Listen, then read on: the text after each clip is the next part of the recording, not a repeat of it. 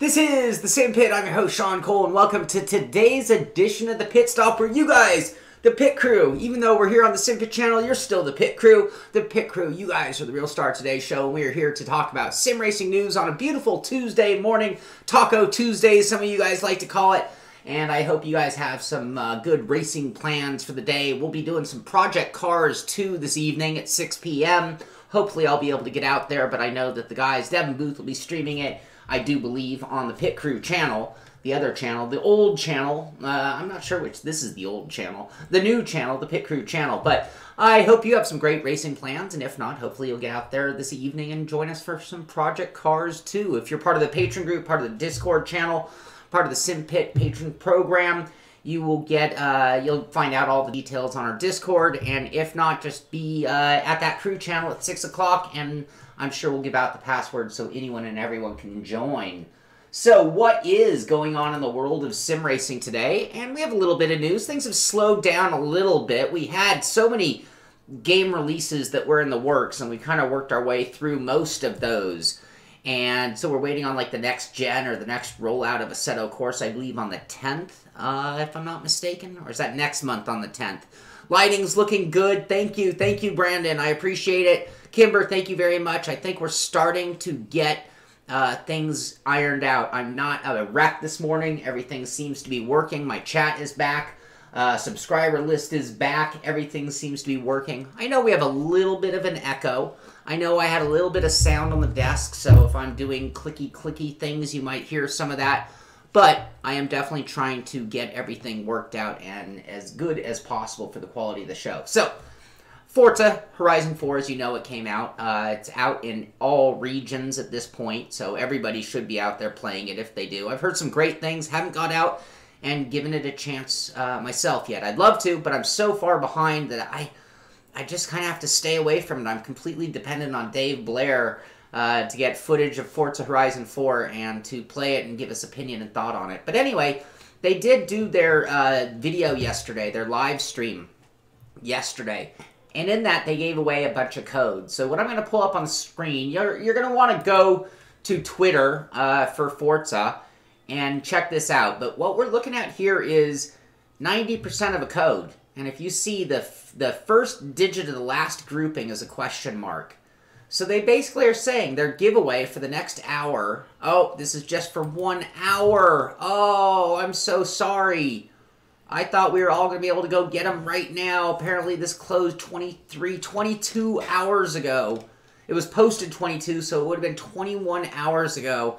But yeah, they were just giving away mystery codes. I don't know if they had a timer. I mean, you might want to try them out and see if you can figure it out. See if you can hack their system and get some free stuff out of them. But the limited edition cube jumper is up for grabs as part of their quote of the giveaway they were giving. But they did a live stream, and Horizon 4 is going. I saw an article somewhere that they're saying the best reason to get an Xbox Game Pass is for Forza Horizon 4. Also, in the new place, I have now figured out when the gardeners come. The gardeners come, unfortunately, Tuesday morning, right during this show. Really unfortunate, but oh well. In addition to that, Xbox put out a video that was retweeted by Forza Motorsport. But this is Ken Block getting back to his... That wasn't Ken Block.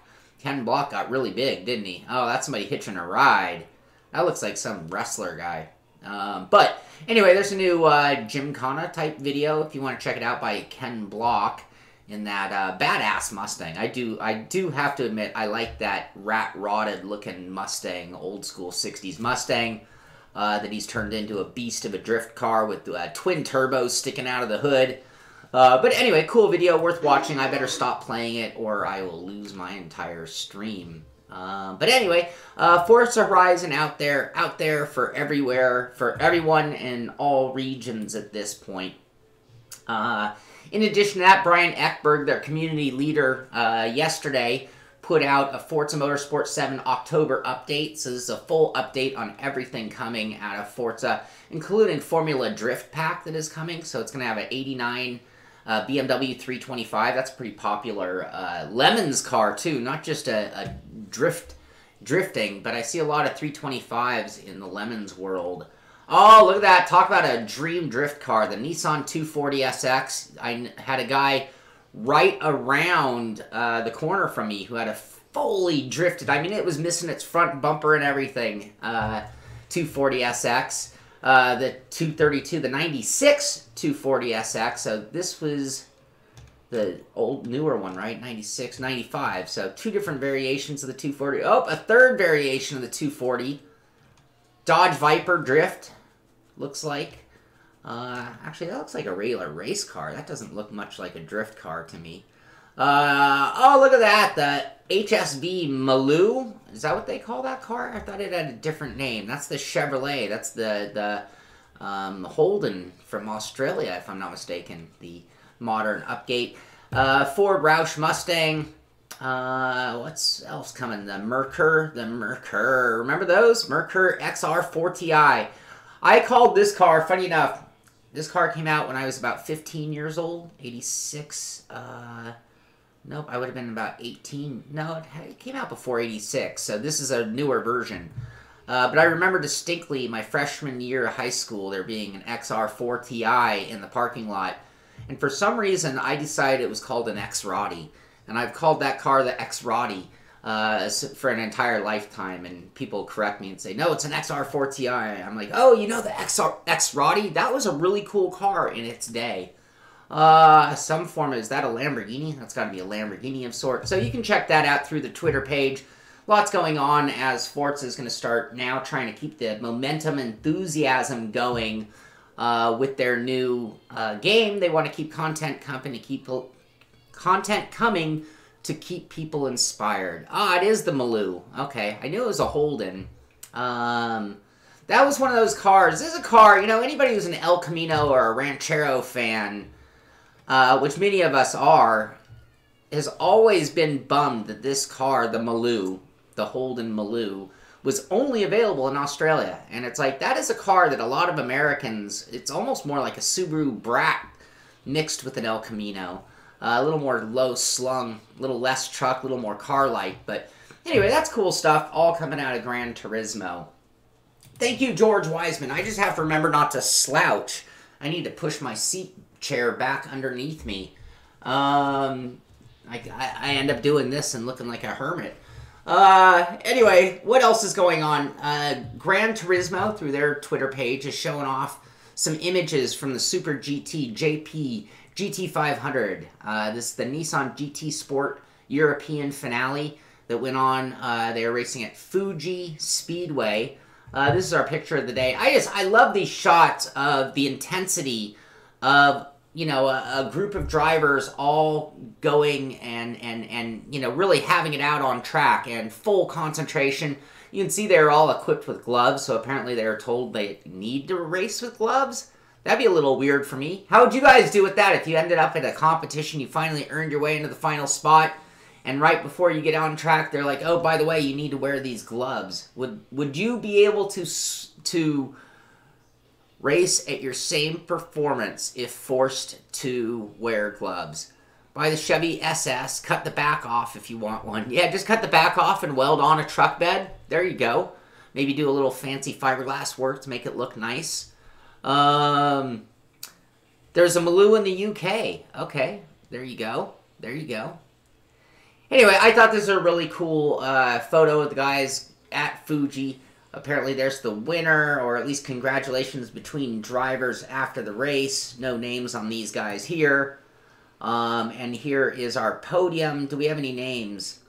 No, we do not have any names. Do we recognize these guys? I do not recognize these guys. Maybe some of you guys don't. Gloves don't bother me, but I have to race without shoes. Double clutch, just out of curiosity, what type of pedals do you use if you wear socks? Like, when I first started doing sim racing shows 10 years ago, we used to have a saying, like, you could go to an event and identify the real drivers by the ones who took their shoes off. If they're running in socks, then you're like, that guy knows sim racing. And if they're sitting there in their daily walking shoes and they're driving on Logitech pedals, you kind of laugh at me like, that guy doesn't know what he's doing. He doesn't know what's up. I have to admit, ever since the invention of the load cell pedal and high-end pedals that actually take some pressure to push, I've been converted to driving shoes ever since then. And now it's hard for me to run in socks unless I'm on real light pedals. Yep. On a G27, I would do it because it would be, I would have no sensation of the pedals using it like that. Anyway, so that was going on, and we had some cool images. They had some other shots here as well. That looks like a real life photo. That, you know, Gran Turismo fool you sometimes. That looked real though. Wow.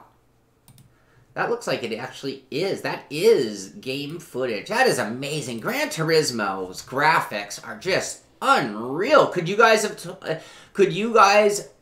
told the difference? Hook a brother up with a load cell. Yes, I will send you a picture of a load cell. You just send me an email, and I will send you a picture of the best load cell brake mod that I can find.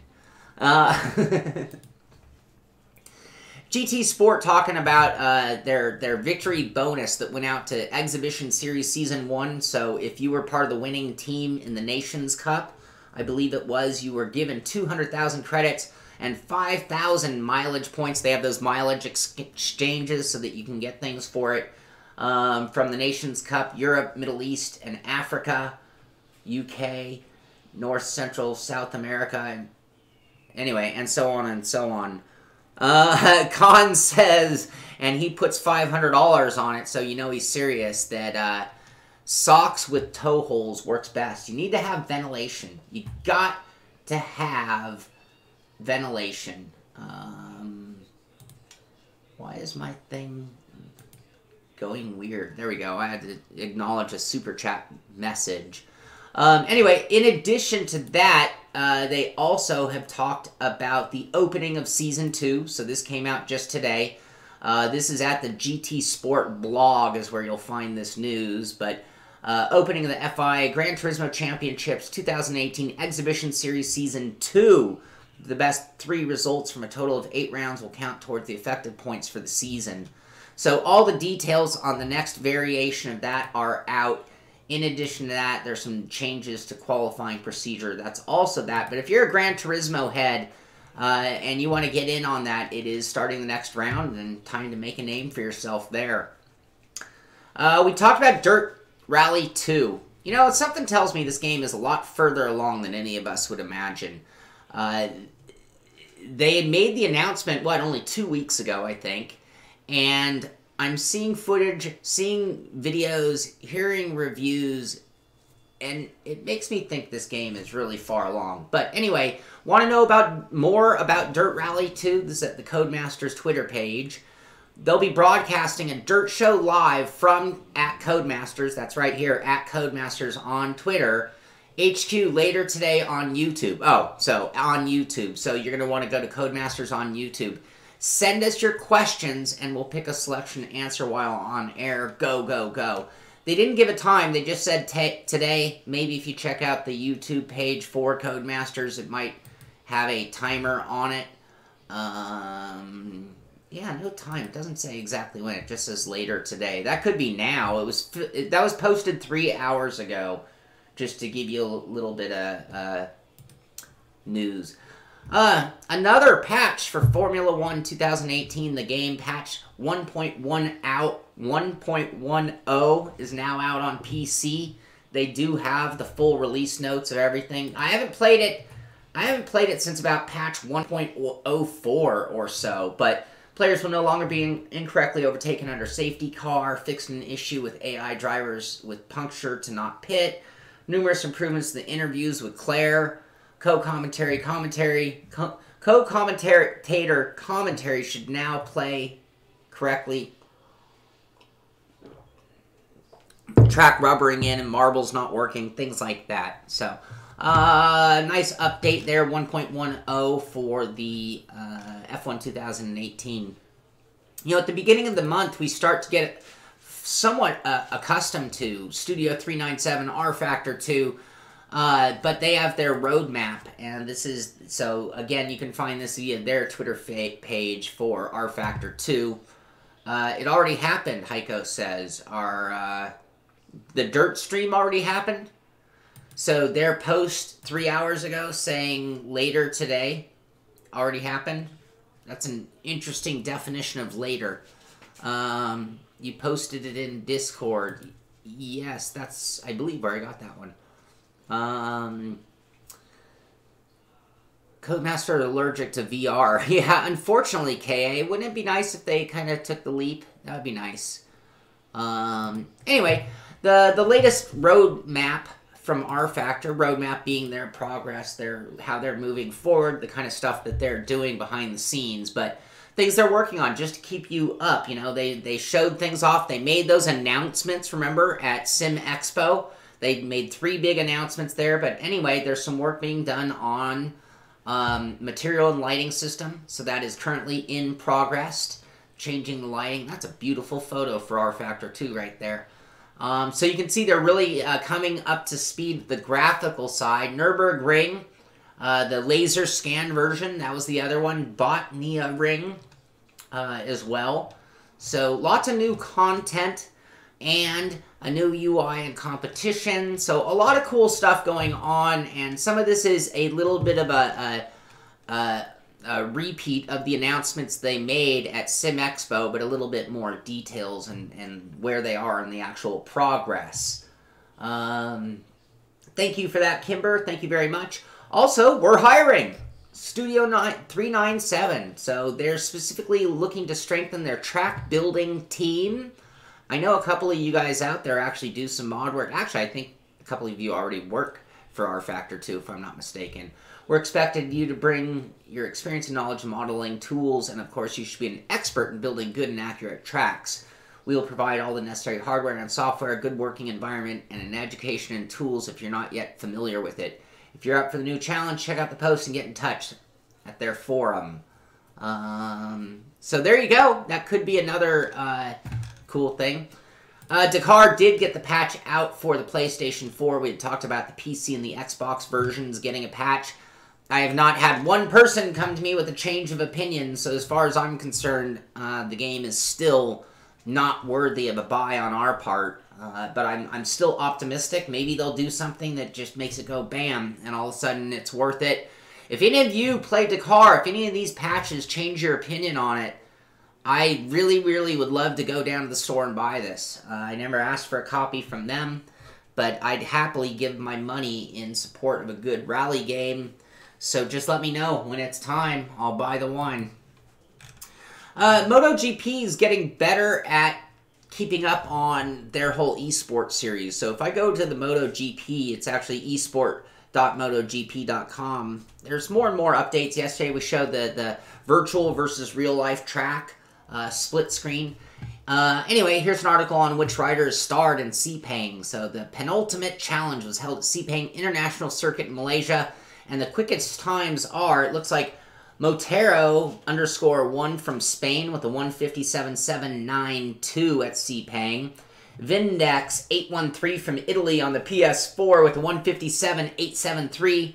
And QPN OVAQP from France on the Xbox. So you can see we have a best time from all 3 platforms with a 1:58.525. Xbox looking like the less competitive of the 3 platforms that you can run it on, but you can find that.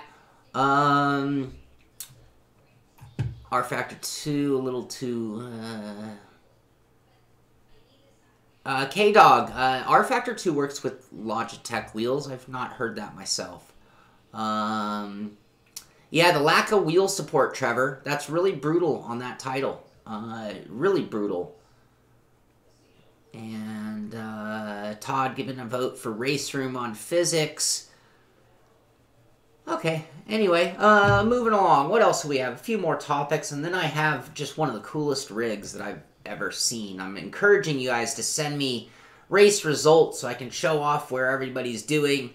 I want you to send me pictures of your rigs, maybe even your DIY projects. Like I say, you guys are the star of the show. It's not about me. It's about you. It's about Sim Racing World.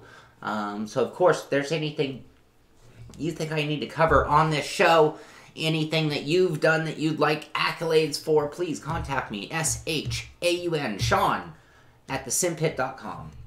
Anyway, PC World talking about a great deal. I've never even seen these type of plug-in, what was the word for it? I'm sorry, oh, come on, I had it. Where'd it go? SATA. Yeah, it's a SATA interface hard drive, so that's kind of cool. But if you've been looking to upgrade your PC storage, which I am, 2 of their favorite SSDs are available at their lowest prices ever today. Let me confirm that I have the right date on this article. Yes, October 2nd from PC World, talking about their 2 favorite storage options. Newegg is selling the 500 gigabyte Samsung E860 EVO for $83. 500 gigabyte solid state for $83. Checkout code NEFQBR5 at Newegg. In addition to that, Amazon has cut the price of the 1 terabyte Western Digital Blue 3D NAND to $150. A deal that also applies to the M2 version of the drive. So basically, that's even cheaper. That's $75 per 500 gigs on a solid-state drive. I wasn't planning on it, but at that price, I'm almost feeling like I need to go buy one of those right now. It might help my intro video not play so hacky when it's playing from a second drive. Anyway, anyone looking for memory, those are good options. That comes to you from PC World, so when you get to Newegg and the price is no longer there, that's not me. It's PC World, and if you get to Amazon and the Western Digital isn't there, it's PC World, not me. The M.2, is that the better drive to get? If you have the slots for it on your motherboard. Okay, so you have to have a motherboard that works with a SATA type drive. So anyway, this is all over my head. I'll have to consult one of my computer gurus in the patron group and get the answer on which one would be to get. Yeah, so yeah, the M2, 1 terabyte M2. That's the one to get. Should we try to find that? Let's see here. Applies the M2 version of the drive. So here we are. $149. Western Digital, 6 gigabytes a second. M2 2880. Western Digital. Will my motherboard hold that thing? I gotta go take a look at my motherboard and see if I have one of that kind of slot on there. Oh, and a little con is talking about the M2. You sacrifice PCIe lanes, and usually one of your slots won't function by design. All right. Anyway, I'm not a computer guru. If you guys have questions about this, maybe somebody here can answer. Anyone in the Patreon group can talk to one of our gurus, and I'm sure you'll get plenty of people telling you exactly the Jesse is con. Is that right? When did Jesse become con? Con! And my last story before I move on to other things here today. Nope, I have 2 more stories. Tech Power Up talking about the graphics cards manufacturing being moved from China in a bid to escape import tariffs. Sure, if the tariffs are coming directly from China, well, why not just move your production to Taiwan and Mexico and avoid the additional tariffs coming from there? So never thought of that angle. That's really great. Like I said, you know, we might see a little thing, but then the market's going to adjust. That's the way all this stuff always works. So that's a cool and lets you know that maybe things won't continue to rise in prices based on that. So Jesse, what's your opinion on that? Are we better off with the M2? And was that the difference between the M2 and the regular? So here's the other one, not the M2. Ah, I see. Because this one's a typical drive. Love to know which one is the better one for people to get. I trust Jesse immensely when it comes to computer tech stuff. So, Con, as he goes by here in the name. K.A., that's kind of funny. I've talked about the salad bowl. I'm going to keep calling it the salad bowl for life, by the way. The other one, the big giant red extender that sits high, I call that one the baby chair, and there's nothing you can do to get me to stop calling it. What's your channel about overall? Is that question to me, Tom? I'm happy to answer that question. You got me, Tim. That's exactly what I was talking about. Con! Anyway, I told you about the Kickstarter program that the Salad Bowl, the Feel 3 Kickstarter promo. Anyway, they quadrupled their goal. So, incredibly well. They are now up to $237,000 of their 50,000 pound goal. So these guys have eclipsed the mark. A lot of people are interested in the Salad Bowl simulator. Yes, you are.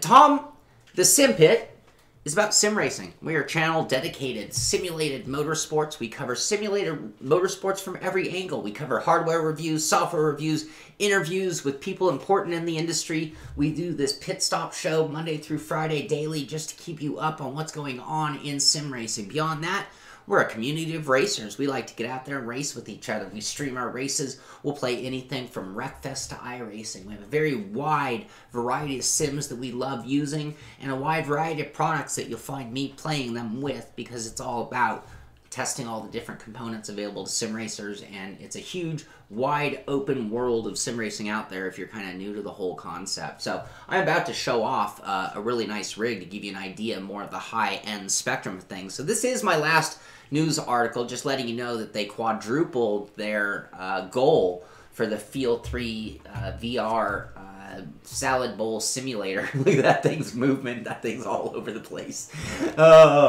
Anyway, so that does take me to the end of today's news, and now I want to make Chris Cahooty. We call him Cahooty. Cahooty! You are the star of today's show. I noticed that you sent some pictures of your rig on our Patreon group, and I just want to show off your rig. It is an incredible rig. You can see the attention to detail that Chris has put into this. It's a profile-based rig. It's an Archer simulator, I believe, rig, so it's a purchasable planned kit.